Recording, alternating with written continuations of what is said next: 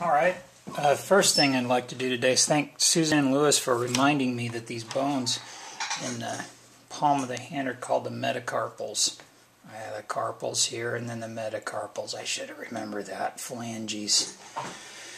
Anatomy class. Those were the days. Well, I was thinking super hard about what to do today, and I thought, well, let's give hands a rest. Okay, and let's just go to the head.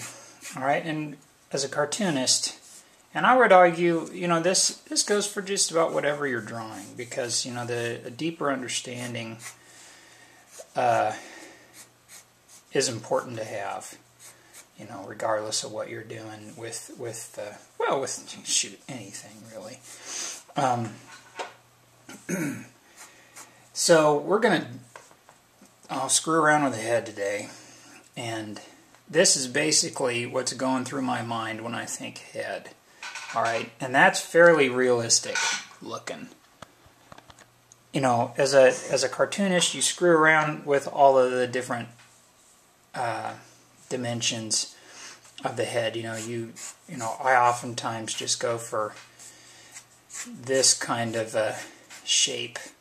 I'll take this same idea, but then just kind of apply it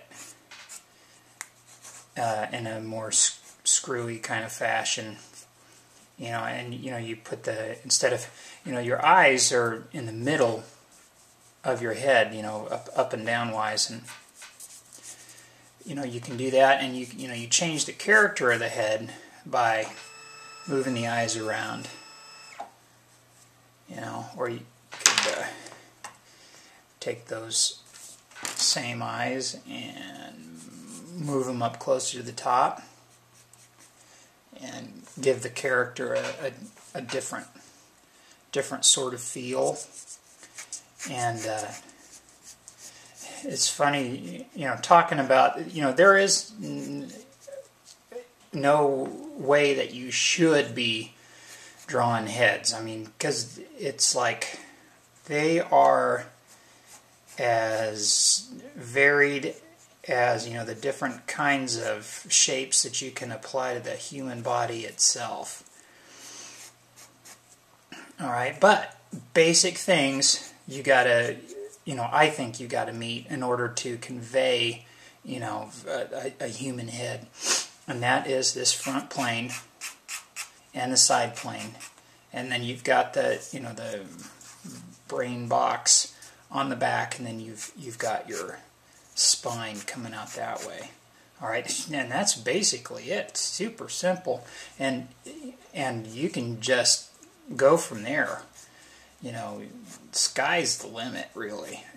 Heads and faces are super fun to draw. That's oftentimes when I'm doodling, that's my go-to thing. I just start drawing an eyeball, and then I'll draw the rest of the head onto the eyeball, and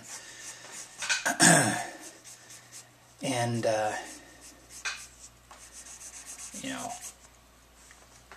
while I'm doing this, go back to what did I call it? Episode 1? I think I called it episode 1. I'm still using these same lines. Okay, practice on using the same flow. All right, develop that feel, because even though this is a screwy shape, you notice that I'm not drawing it diagrammatically, like so,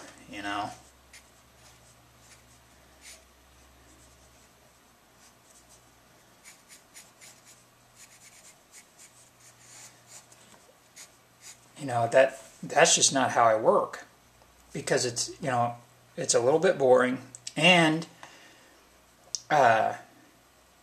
it doesn't exist in 3 dimensions. Okay, I mean, well, in a way it does. I mean, everything is in 3 dimensions, right? Even though the thickness of the graphite sitting on the paper counts, right? Depending on how technical and difficult we want to get with ourselves. Let me make sure that I'm on camera still. Alrighty, and we'll go. Let's do a heavier person, and even a heavier person is gonna have the same kind of qualities. We're going to have the back of the head. That's not, you know, as a cartoonist, it's not something that I put a whole lot of. That's something that I take away in order to make it more cartoony. You know, I kind of bring the back of the head in.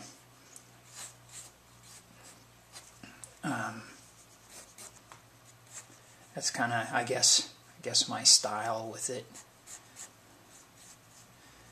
And then noses. Maybe I'll spend a time, you know, soon on noses. Noses are super tricky. I remember it took me a long time to figure those suckers out.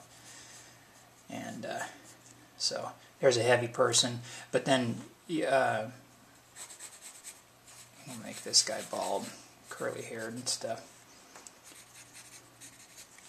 You know, exists in space, but even this guy has that front plane and a side plane, and the structure of this is, it's still here, okay? Because I got that, and I know the jaw is inside of here, okay? Even though it's covered with some fat, extra chin, you know. And what I'll do is I'll keep that suggestion of a chin there, oftentimes, or sometimes I might just totally take it away. And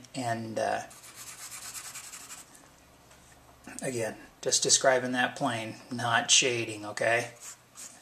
We're not shaders, not yet. All right, and there is head.